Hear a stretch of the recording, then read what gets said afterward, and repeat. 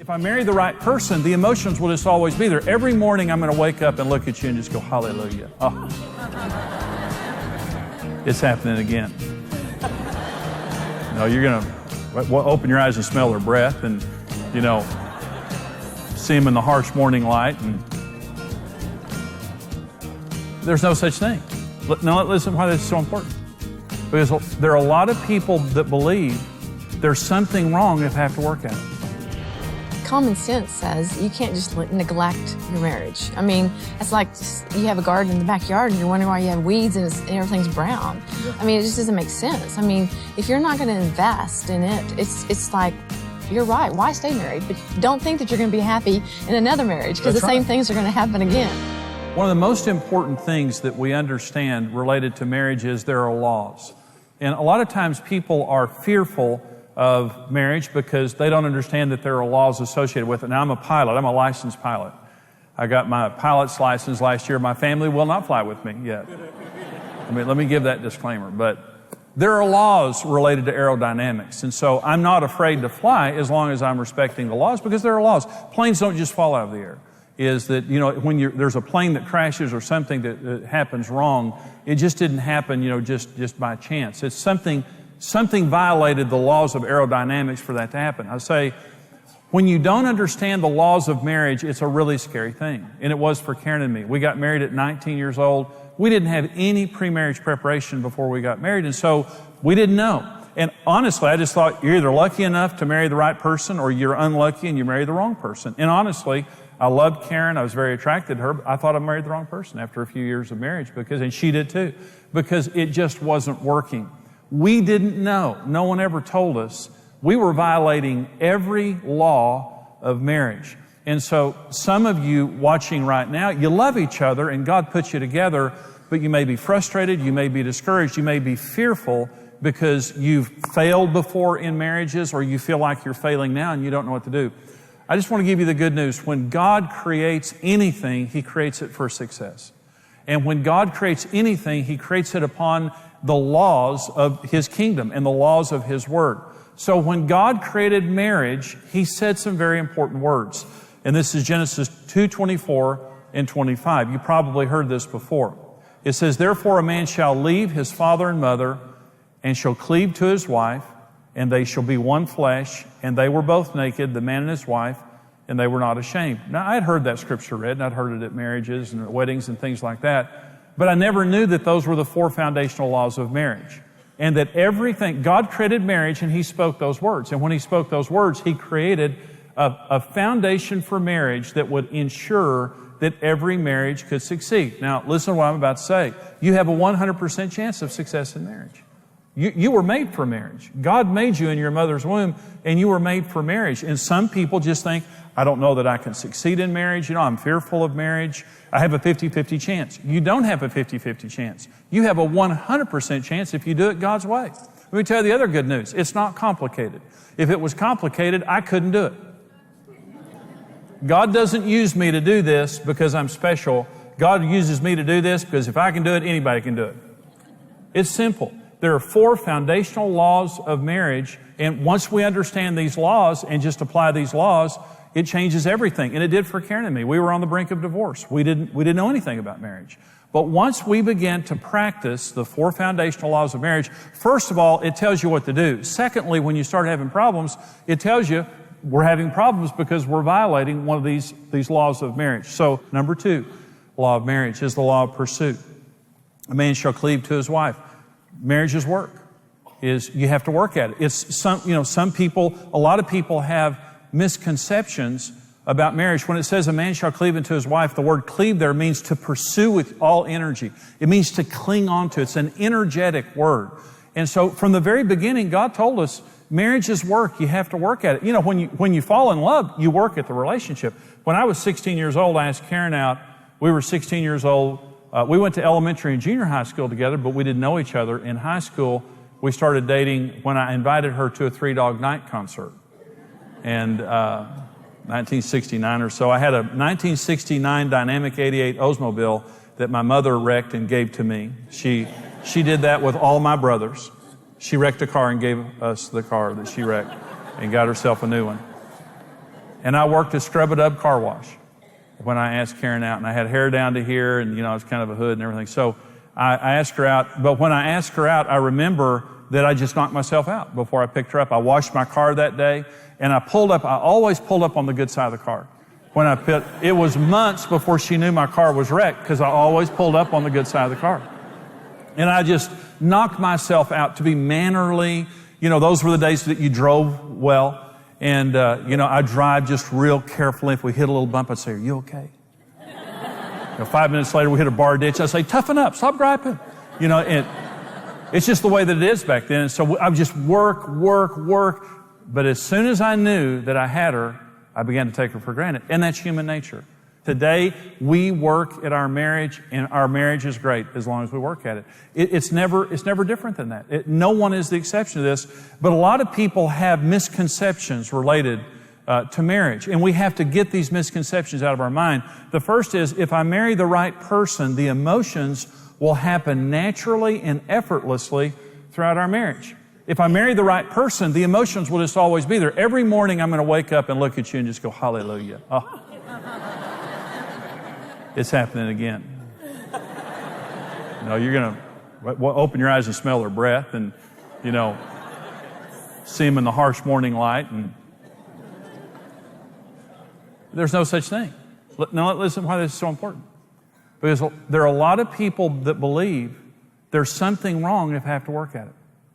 If I married my soulmate, and this is the word that's being used a lot today, soulmate. I'm looking for my soulmate. Let me tell you something about your soulmate. A, they're really messed up.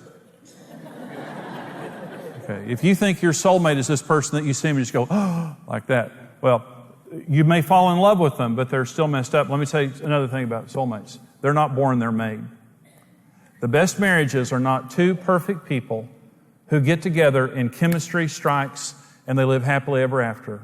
The best marriages are two very different people who have a lot of incompatibility, that roll up their sleeves and go through lots of trouble together, but they stay together and work it out, and they come out as best friends. That's how marriage works. The best marriages are people who have high goals and a high work ethic. The worst marriages are people who have high goals and not a good work ethic. That's proven in research. And so if I marry the right person, the emotions will be there. No, they won't. It'll be there to the degree that you work at it. And even if you work at it, there'll be times the emotions just aren't there. The second is, if my emotions change toward my spouse, I must have married the wrong person. No. Again, emotions come and go. I can't predict my emotions, but the best love in the world is love by choice. It's called agape love. It's God's type of love. I don't know what my emotions are going to do tomorrow, but I'm always in control of my will. When I say I love Karen Evans, what I'm saying is this: regardless of how I feel or what she does, I've made a decision. I will always be faithful to her and do my best to love her as Jesus would. That's what I'm saying. I've made a decision. I can't depend on emotions. The most beautiful people in the world, the most talented people in the world, you notice they fall in love, they divorce. They fall in love, they divorce. Why? Because they think if my feelings change, I've got to change spouses. There's something wrong with this. No, if your feelings change, you just work. There's the grass is greener syndrome. It's when the grass looks greener on the other side. And that's what the devil wants to do, whether it's someone across the street or somebody at work or someone real or imagined. The grass always looks greener on the other side. There's two sayings that I like. One is, when the grass looks greener on the other side, it's time to water your own yard. And here's another good one. The reason the grass looks greener on the other side is because you can't see the poop from here.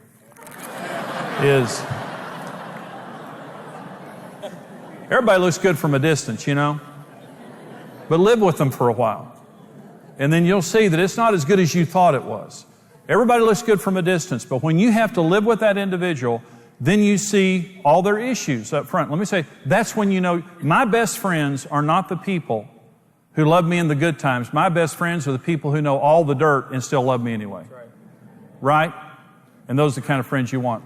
Karen and I have been together for a long time. I think we've seen everything, but maybe we haven't. But I can tell you this, we're still together. And that's what love is. It's not the emotion. And we believe that we married the wrong person, but we stuck it out, and we know that God put us together. Number 3, misconception of love and romance. Positive events, experiences, and actions should fuel the relationships and our emotions long term. In other words, if we take a trip to Hawaii or if we have a big Valentine's weekend or whatever, that's going to last for a long time. And that's not true. Marriage operates on the manna principle. The children of Israel woke up every morning when they were in the wilderness, and for 40 years, every day manna was there, and God said, you can't accumulate it.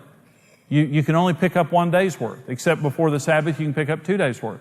He said, but you have to pick it up every day. First thing they did is the Israelites went out and took all they could and put it in their tents.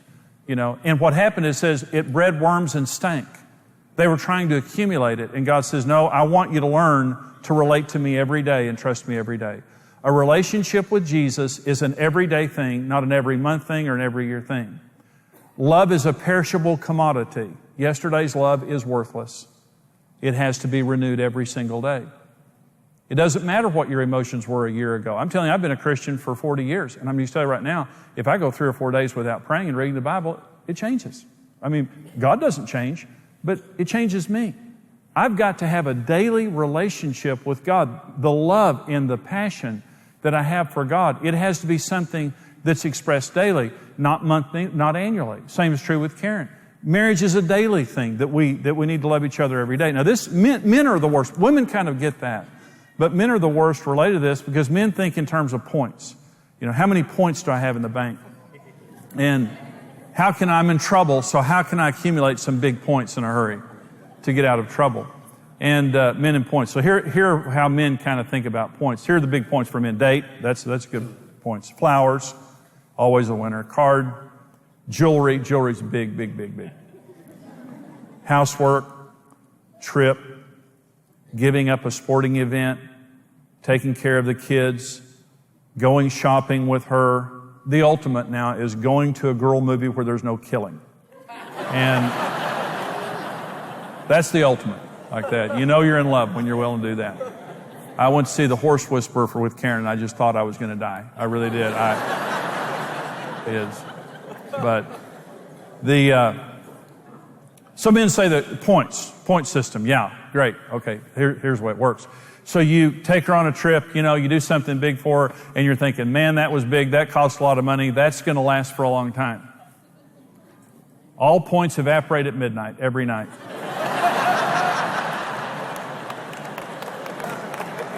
Jewelry lasts maybe 2 to 3 days. And that's the biggest of all. And you're just thinking, man, I am Don Juan. I took her out on this big date. I did this and this and this. And boy, do I have some big points. And so you wake up the next morning, she's just kind of hanging over your bed. You're saying, hey, good morning. Hello. Well, honey, good morning. I mean, what about our trip to Hawaii? What? Get up. You're just thinking, my gosh, I did all that yesterday. That was yesterday. What are you going to do today? It's an everyday. They don't accumulate. I'm just telling you right now, marriage is an everyday deal. It doesn't matter what you did yesterday. What are you going to do today? Every single day. And again, we have the tendency to want to accumulate points so that we can, ride those for 2 or 3 months while we're out checked out doing something else. Marriage is an everyday thing. And here's another misconception. When we have no emotions or have fallen out of love, there is no way to get the love back. That's all there is. In Revelation chapter 3, God says to the church at Ephesus that has fallen out of love with Him, remember where you fell from, repent, and do the deeds you did at first. When Karen and I fell out of love, the way we fell back in love was very simple. We didn't have any emotions. We didn't like each other. We thought that we had made a mistake, and we were both very scarred in our marriage. But we began to do what we did when we first fell in love. We began to pursue each other. First of all, I told her I was sorry. I hung up my golf clubs. We made each other first. We began to be together and work at the relationship. Let me say this. Within several weeks, we were more in love than we'd ever been before. It didn't take forever. Some people say they're out of love. I understand. We had no emotion in our relationship except for negative emotion. Several weeks later, we were passionate about each other. Now listen to me. If you got a mouth on you, if you hurt my feelings and you're disrespectful to me and you're sarcastic and you're critical and you won't take responsibility for it, you think my heart is a holy of holies, and it's a sensitive place in all of us. All of us are more sensitive than we would want to admit. I cannot trust my heart of hearts to somebody who won't take responsibility for their behavior. When you're careful in the way that you treat each other and when you take responsibility for your mistakes, the fig leaves come off.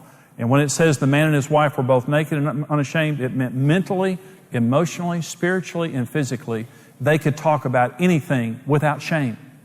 No shame. I'm not afraid in any way that you will reproach me because I trust you. You're my safe place. You know, this program today is on the laws of marriage and specifically the law of pursuit. When we got married, I didn't know that there were laws concerning marriage, but there are. There are 4. And they are universal laws of marriage found in Genesis chapter 2 in verse 24 and 25. And so we're talking about this law, Karen, and it says a man will leave his mother and father and cleave unto his wife. And that word cleave is a very energy-based word. And it means work. Marriage works when you work at it. It doesn't work when you don't work at it. And a lot of people, like I said in the teaching there, they just think if I marry my soulmate, I shouldn't have to work at the relationship. And if I have to work at it, something is wrong. But what other area of life can we not work at something and expect to succeed? But that's what people expect in marriage. I agree. I said, you know, you say this so well in the seminars about how we spend so much time learning how to drive a car, getting an education, training our children. But, you know, marriage really is the most important thing we should be investing in. I mean, it just makes the most sense. Well, you work at what is most important. And you know something, marriage is if you have a good marriage, you're going to be happy. If you have a bad marriage, you're going to be miserable. Right. And so it's something that you want to work at more than work, more than kids, more than anything else. You want to work at it. So we have some questions from our viewers along those lines. I think you have one for me, Karen. I feel my marriage is headed in the wrong direction. We are roommates at best. I feel like moving on for the sake of my happiness. Well, the tragic thing about, and we were there. I mean, you know, I think you were there with me. But the tragic thing is that there's a cycle of divorce. And there was a guy that I worked with one time, and he, you know, kind of a slouchy guy, honestly, and, you know, and he walked in one day to our place of business, and he looked great. He had lost about 20 pounds. He was dressed nice. He looked sharp. And I said, man, you look good. And he said, yep, I'm divorced. I need to look good. And I said, excuse me? He said, yeah, my wife and I got divorced. He said, if I'm going to get me a woman, I need to look good. And the first thing that went to my mind is, well, I wonder if he would have taken that same amount of energy with her if it would have saved their marriage. In other words, it's like we get lazy in marriage and we take each other for granted.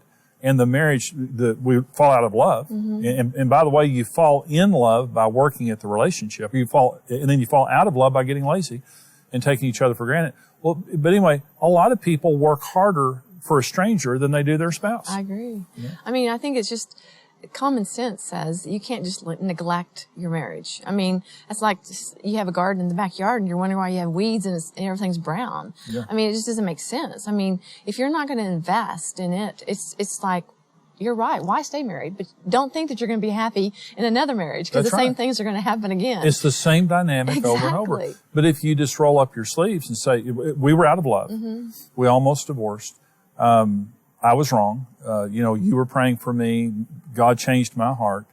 And I woke up and I repented to you. I said I was sorry for the first time ever. I hung up my golf clubs because golf was ruining our marriage because I golfed all the time. And the next day we were out of love. I didn't have any emotion for you. You know, we were numb. We had fought so much. But I woke up the next day after I said I was sorry. And I came home that day rather than playing golf. And I started talking nicer to you. I started helping you around the house. I started helping with the kids. And it didn't happen immediately, but, you know, maybe 4 or 5 days later, whatever, we started enjoying each other. 2 or 3 weeks later, we were in love. And 2 or 3 months later, we were more deeply in love than we'd ever been before. So you might say this question here, you know, basically I'm out of love in my marriage and I feel like moving on. If you move on, you're going to find somebody that you care about. You're going to knock yourself out for them. You're going to fall in love. You're going to get married, and then you're going to be right back where you are right now. So I'm saying if you can possibly, and it takes two, but if you can possibly make your marriage work, make this marriage work, and understand you can fall back in love. We were out of love. We were on the brink of divorce. But we began to work at the relationship, understanding we were breaking a law. I was breaking a law. I was a lazy husband, and I was taking her for granted. You say, well, my husband won't work at the relationship. You work at the relationship. Meet his needs. Do what you did at the beginning. In other words, treat your husband like this was your first date and see what happens. The spark will come back. And even if he's not doing the right thing, you can do the right thing yourself. That's great. Well, we hope that this program today has been an encouragement to you.